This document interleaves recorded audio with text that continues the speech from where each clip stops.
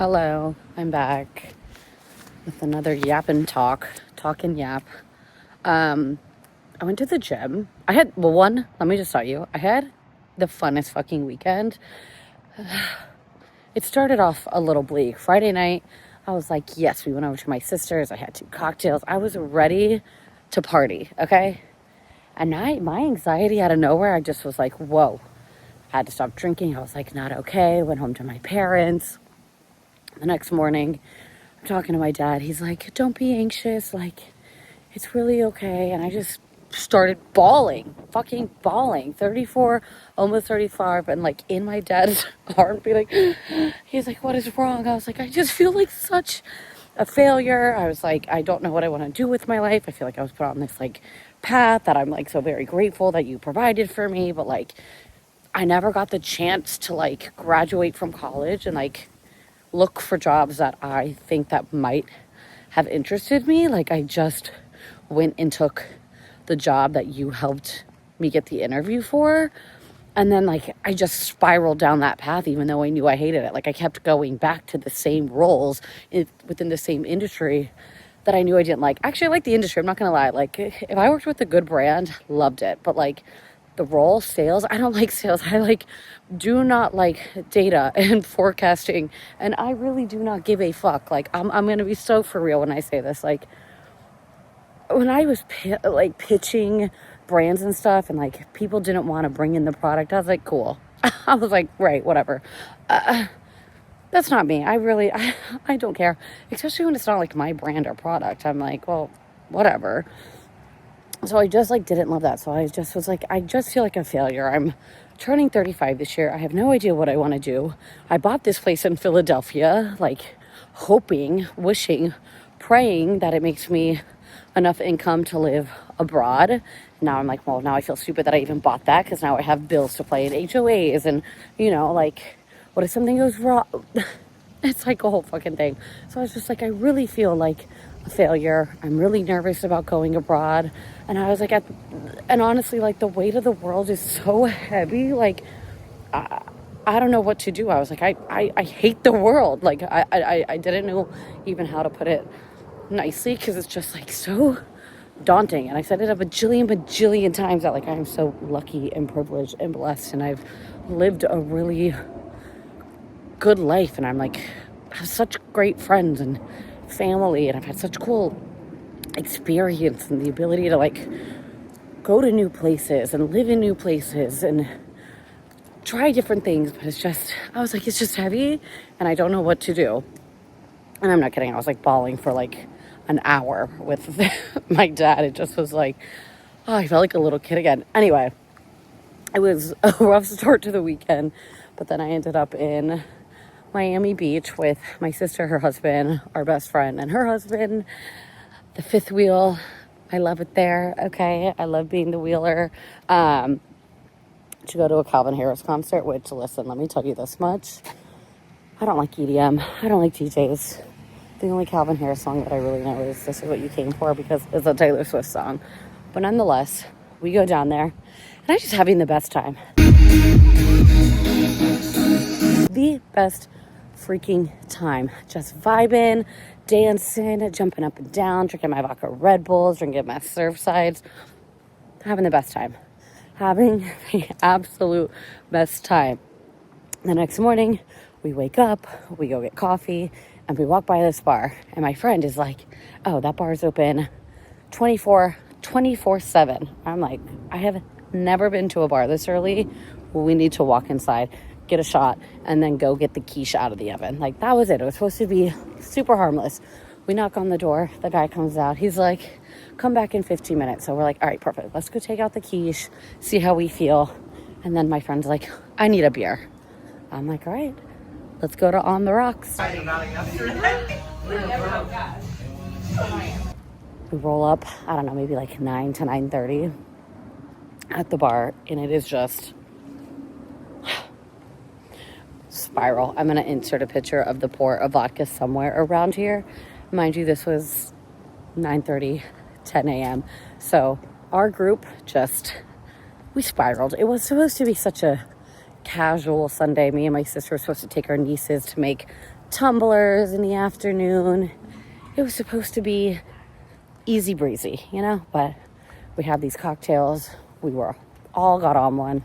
We ended up going back to our friend's house, got in the hot tub. It was just a whole weekend.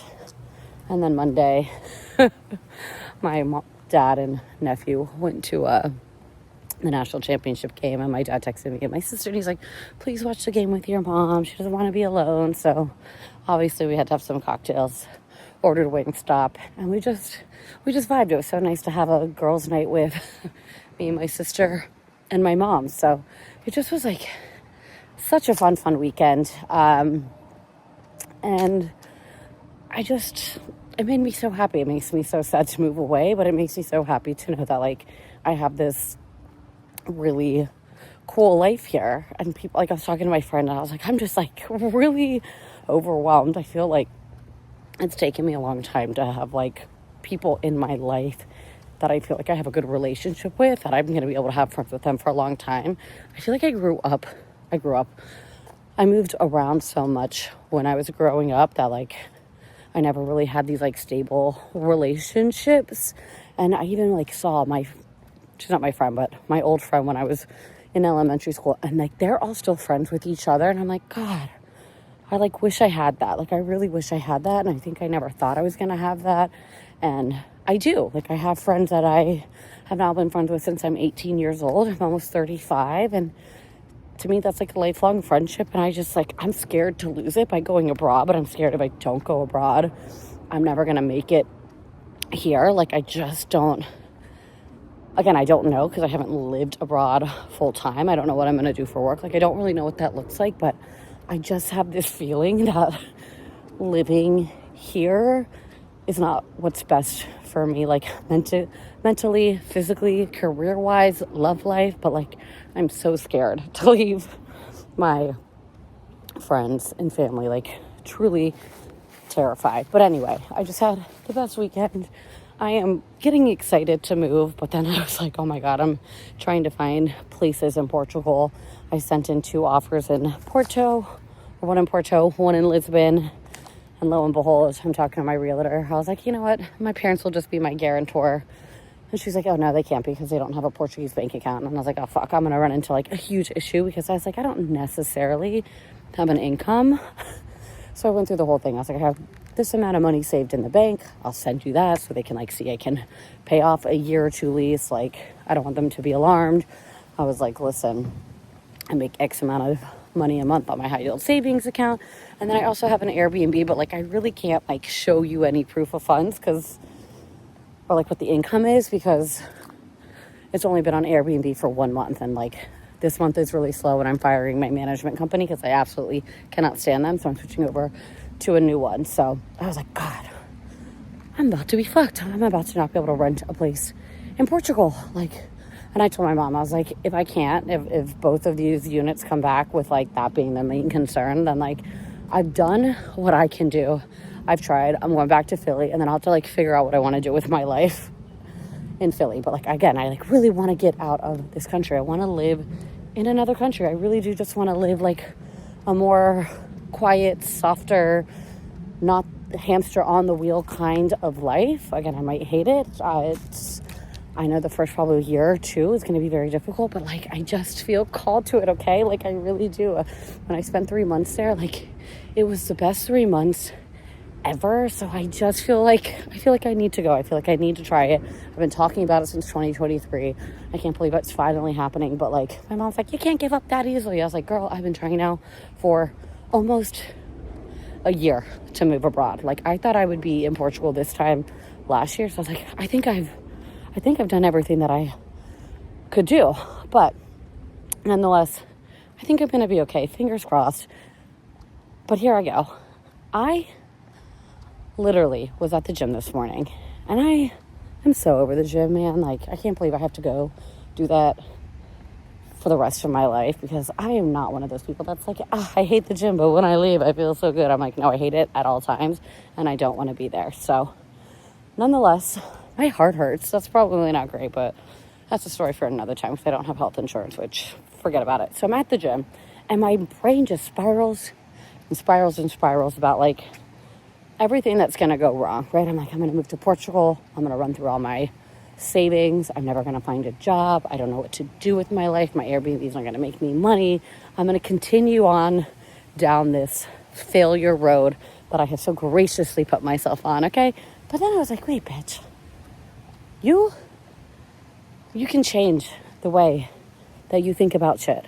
I was like, what if I go to Portugal and I find my dream career? What if I move to Portugal and my Airbnb produces enough money to let me just like live in Portugal and enjoy my life? What if I move to Portugal and I fall in love with the man of my dreams? What if I move to Portugal and I meet another one of my lifelong best friends? Like, what if I make a whole nother life for myself in Portugal? What if I walk away, even if it's a year or two, and I learn a new language? Like, I have to start thinking of all the things that could maybe happen, but like, shit, that's hard.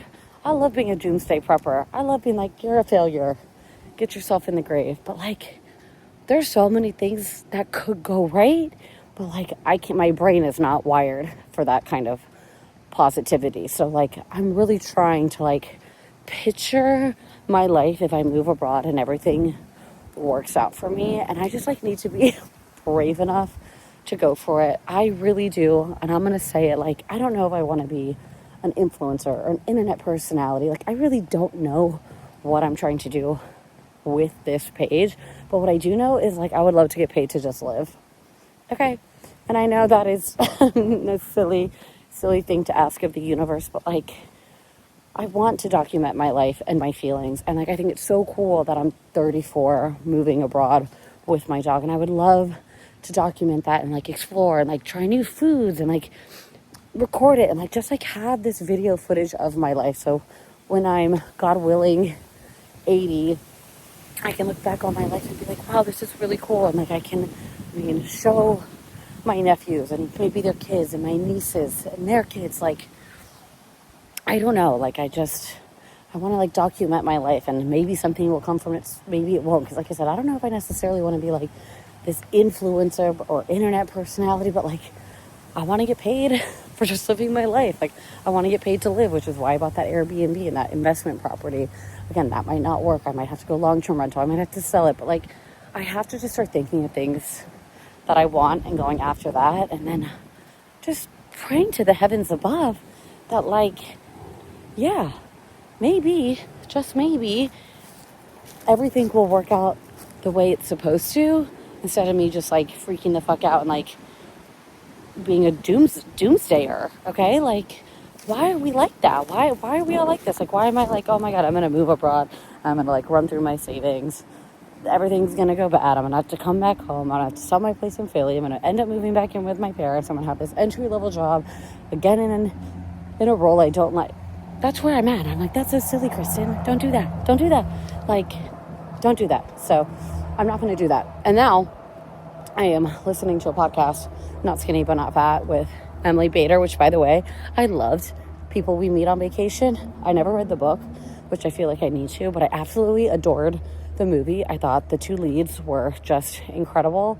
Emily Bader as Poppy, I was obsessed with that character. Like, I felt a little bit of me in her, and I just absolutely loved it. I thought it was the perfect rom-com. I giggled, I cried, and I also found it so cringy at points that I was like, I gotta turn it off. And to me, that is the perfect rom-com. But I absolutely loved it. So she's on this podcast. Oh my God, ew, excuse me, Not Skinny, Not Fat. And she said that her dad gave her the best advice when she was like, I want to go after being an actor. And that advice was, don't have a plan B. Like, don't go get a good job, because that good job will keep you stable and comfortable, and it won't let you pursue acting. So he said, go get a job like making coffee, serving tables, like a job that will keep you afloat, but give you the flexibility to like chase your dreams, okay? And like, this is how I feel, okay? This is how I feel when I was having a absolute meltdown with my dad. He didn't really say the same. He kind of said, right now, you have the time and the finances to try to do things the way that you want to do them. He said, eventually, you will need to find a way to make money. And if that means you come back and get a job, you do that. And he goes, but if you just want to serve ice cream or wait tables or clean houses, it does not matter. And I think that was like one of the most calming things my dad could say, because my sister's crushing it in her career and she followed in my dad's footsteps and she's an absolute badass, okay?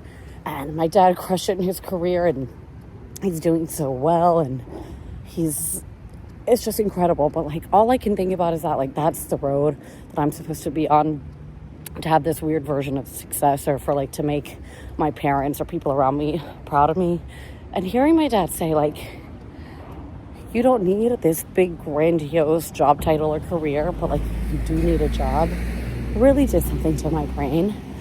And then just hearing Emily Bader say that her dad said you cannot have a plan B, you just need to have a job that can make you money while you chase your plan A. I'm so fucking down. And that is, again, she said the same thing on the podcast, but like I'm very privileged to be able to do that. I'm only taking care of me. I don't have kids. It's just me and my dog. So it's like I have these opportunities to kind of do things differently. I'm very privileged. I'm very lucky that I have savings. I'm very lucky that I have an investment property that is gonna make me enough money to live my life. So I'm very lucky, but it is true. I like genuinely need to start thinking of like all the things that could go right. I need to focus on that. I need to focus on myself.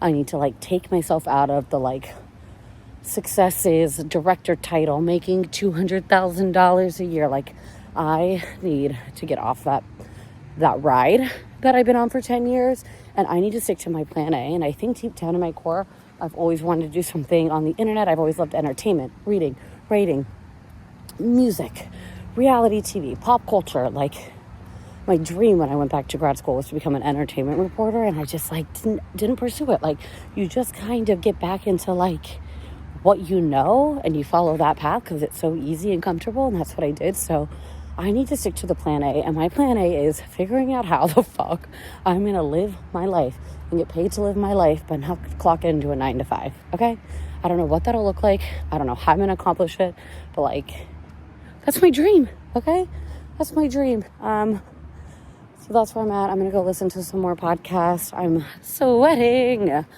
but I was spiraling this weekend, and then I had the best weekend, and then it's just a thing. All right, bye.